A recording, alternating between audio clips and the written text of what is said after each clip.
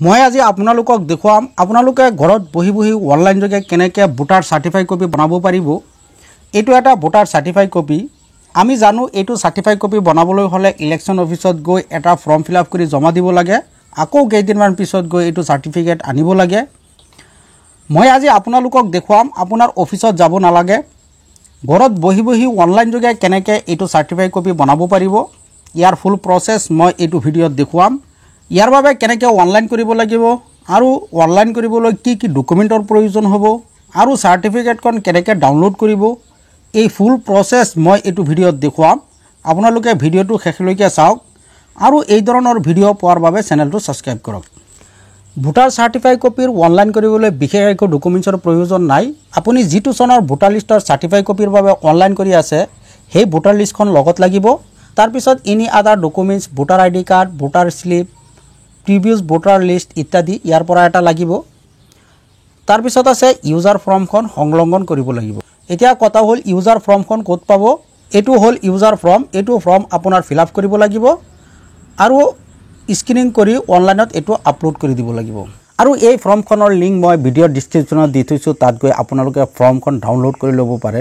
এইটো form fill up কৰা একেবাৰে সহজ। এপ্লিকেণ্ট ডিটেইলছ আছে ইয়াত আপোনাৰ এপ্লিকেণ্ট ডিটেইলছটো ভৰাই দিব। তাৰপিছত আছে এড্ৰেছ ডিটেইলছ, ইয়াত এড্ৰেছ ডিটেইলছটো ভৰাই দিব। তাৰপিছত ছিগনেচাৰ অফ এপ্লিকেণ্ট, ইয়াত এপ্লিকেণ্টজনে ইয়াত ছিগনেচাৰ কৰিব। তাৰপিছত আছে আধাৰ ডিটেইলছ, আধাৰ ডিটেইলছত LICৰ নাম, LICৰ নং, এইটো আপুনি এইবিলাক বহুৱাই দিব। তাৰপিছত যিটো ভোটাৰ লিষ্টৰ সাৰ্টিফাইড কপি ওলাই আছে সেই ভোটাৰ লিষ্টৰ চিৰিয়েল নম্বৰ, ভোটাৰৰ name, father's name, gender, age এইবিলাক আপুনি ভৰাই দিব। তাৰপিছত এপ্লিকেণ্ট ছিগনেচাৰ কৰি দিব। এইটো ফৰ্ম আপুনি স্ক্ৰিনিং কৰি কম্পিউটাৰত ৰাখি থ'ব আৰু অনলাইনত আপলোড কৰি দিব। এইটো হ'ল ইউজাৰ ফৰ্ম সংলগ্ন কৰা। এতিয়া দ্বিতীয় কথাটো হ'ল ইয়াৰ বাবে কেনেকৈ অনলাইন আবেদন কৰিব, মই এইটো আপোনালোকক দেখুৱাই আছোঁ। ভোটাৰ লিষ্টৰ সাৰ্টিফাইড কপিৰ বাবে অনলাইন কৰিবলৈ আপোনাৰ গুগল ব্ৰাউজাৰ অ'পেন কৰিব লাগিব আৰু ডিষ্ট্ৰিক্ট লিখি চাৰ্চ কৰি দিব লাগিব। যেতিয়াই চাৰ্চ কৰি দিব তেতিয়া আপোনাৰ সন্মুখত এনেকুৱা পেজ আহিব। অলপ তলফালে আহিব, ইয়াত চাওক দিয়া হৈ আছে এমট্ৰন ডিষ্ট্ৰিক্ট, ইয়াত ক্লিক কৰি দিব। যেতিয়াই ক্লিক কৰি দিব ডিষ্ট্ৰিক্টৰ অফিচিয়েলি ৱেবছাইটটো খোল খাব। এইটো পেজত অনলাইন কৰিবলৈ আপোনাৰ এটা একাউণ্ট ক্ৰিয়েট কৰিব লাগিব। ইয়াৰ বাবে ইয়াত ক্লিক কৰি দিব। ইয়াত চাওক দিয়া হৈ আছে নিউ ৰেজিষ্ট্ৰেশ্যন, ইয়াত ক্লিক কৰি আপুনি এটা একাউণ্ট ক্ৰিয়েট কৰি ল'ব। আৰু একাউণ্ট কেনেকৈ ক্ৰিয়েট কৰিব ইয়াৰ বিষয়ে মই এটা ভিডিঅ' বনাইছোঁ। সেই ভিডিঅ'ৰ লিংকটো এইটো ভিডিঅ'ৰ ডিছক্ৰিপশ্যনত দি থৈছোঁ, তাত গৈ আপোনালোকে ভিডিঅ'টো চাই একাউণ্ট ক্ৰিয়েট কৰি ল'ব। একাউণ্ট ক্ৰিয়েট কৰাৰ পিছত ইয়াত চাওক দিয়া হৈ আছে গভৰ্ণমেণ্ট ছাৰ্ভিচ, ইয়াত ক্লিক কৰি দিব। যেতিয়া ইয়াত ক্লিক কৰি দিব আপোনাৰ সন্মুখত এনেকুৱা আহিব। ইয়াত ইমেইল এড্ৰেছটো বহুৱাই দিব আৰু ইয়াত ইউজাৰ নেমটো বহুৱাই দিব। তাৰপিছত লগইনত ক্লিক কৰি দিব। যেতিয়াই লগইনত ক্লিক কৰি দিব আপোনাৰ সন্মুখত এনেকুৱা আহিব। ইয়াত চাওক দিয়া হৈ আছে চিলেক্ট, ইয়াত ক্লিক কৰি দিব আৰু ইয়াত certified copy of electoral roll লিখি চাৰ্চ কৰি দিব। যেতিয়াই চাৰ্চ কৰি দিব ইয়াত চাওক আহি গ'ল certified copy of electoral roll, এইটো চিলেক্ট কৰি দিব। তাৰপিছত ইয়াত চাওক দিয়া হৈ আছে গ'ত ক্লিক কৰি দিব। যেতিয়াই গ'ত ক্লিক কৰি দিব আপোনাৰ সন্মুখত এনেকুৱা আহিব। ইয়াত চাওক দিয়া হৈ আছে এপ্লাই, ইয়াত চাওক দিয়া হৈ আছে অনলাইনত ক্লিক কৰি দিব।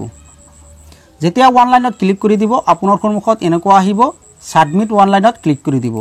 যেতিয়াই ক্লিক কৰি দিব আপোনাৰ সন্মুখত অনলাইনৰ এপ্লিকেশ্যন ফৰ্মটো খোল খাব। এইটো ফৰ্ম আপোনাৰ ফিল আপ কৰিব লাগিব। প্ৰথমতে আছে চিহ্নযুক্ত তথ্যবোৰ বাধ্যতামূলক। যিবিলাকত ষ্টাৰ মাৰ্ক দিয়া হৈ আছে সেইবিলাক ফিল আপ কৰা বাধ্যতামূলক আৰু যিবিলাকত ষ্টাৰ মাৰ্ক দিয়া হোৱা নাই সেইবিলাক আপোনাৰ ফিল আপ নকৰিলেও হ'ব। তাৰপিছত আছে লেংগুৱেজ অফ দ্য চাৰ্টিফিকেট। আপুনি কোনটো ভাষাত চাৰ্টিফিকেটটো ল'ব বিচাৰে সেই ভাষাটো আপুনি ইয়াৰ পৰা চিলেক্ট কৰি দিব। তাৰপিছত এপ্লিকেণ্ট নেম, ইয়াত এপ্লিকেণ্ট নেমটো লিখি দিব। তাৰপিছত মোবাইল নম্বৰ, ইয়াত মোবাইল নম্বৰটো বহুৱাই দিব। তাৰপিছত আছে ডেট অফ বাৰ্থ, ইয়াত ডেট অফ বাৰ্থটো চিলেক্ট কৰি দিব। তাৰপিছত ফাদাৰ্ছ নেম, ইয়াত ফাদাৰ্ছ নেম বহুৱাই দিব। তাৰপিছত মোবাইল নম্বৰ, আধাৰ নম্বৰ, ইয়াত আপোনালোকে এইকেইটা বহুৱাই দিব।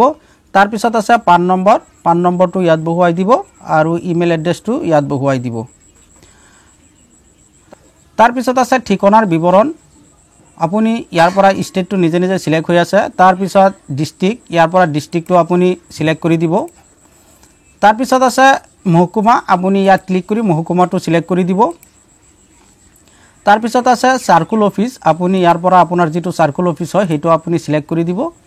তাৰপিছত অফিচৰ নাম, ইয়াৰ পৰা ক্লিক কৰি আপুনি অফিচৰ নামটো চিলেক্ট কৰি দিব। তাৰপিছত আছে ঘৰ নং, আপুনি ঘৰ নম্বৰটো ইয়াত বহুৱাই দিব। তাৰপিছত মৌজা, ইয়াৰ পৰা ক্লিক কৰি মৌজাটো আপুনি সিলেক্ট কৰি দিব।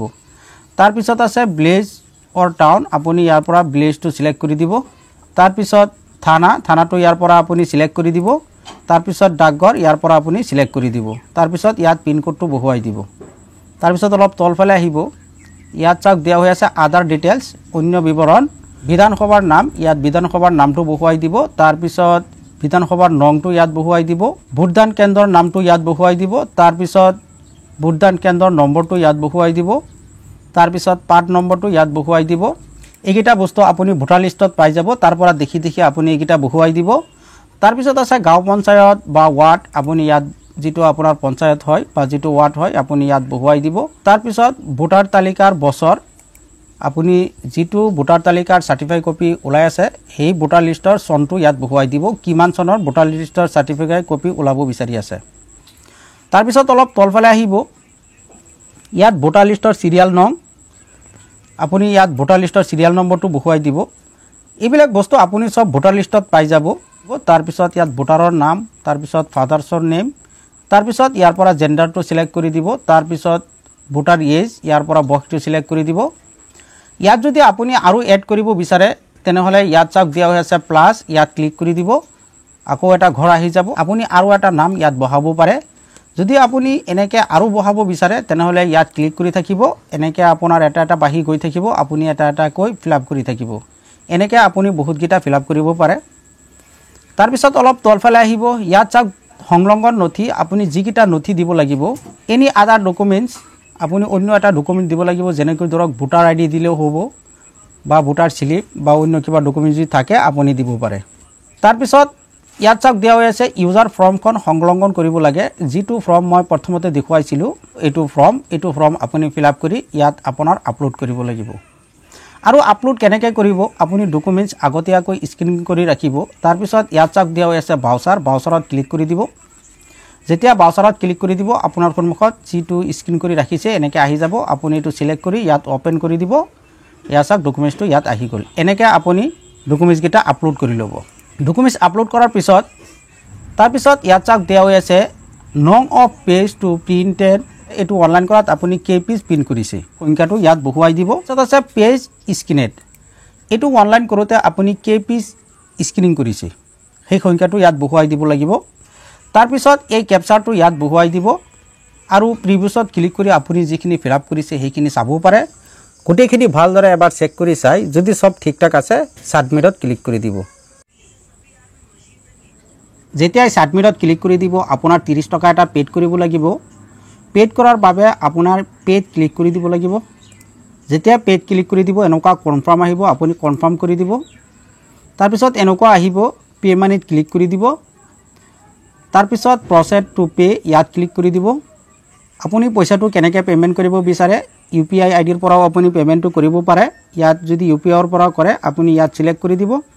তাৰপিছত আপুনি কিহেৰে পে'মেণ্ট কৰিব বিচাৰে সেইটো আপুনি চিলেক্ট কৰি এনেকৈ আপুনি ইয়াত পে'মেণ্টটো কৰি দিব।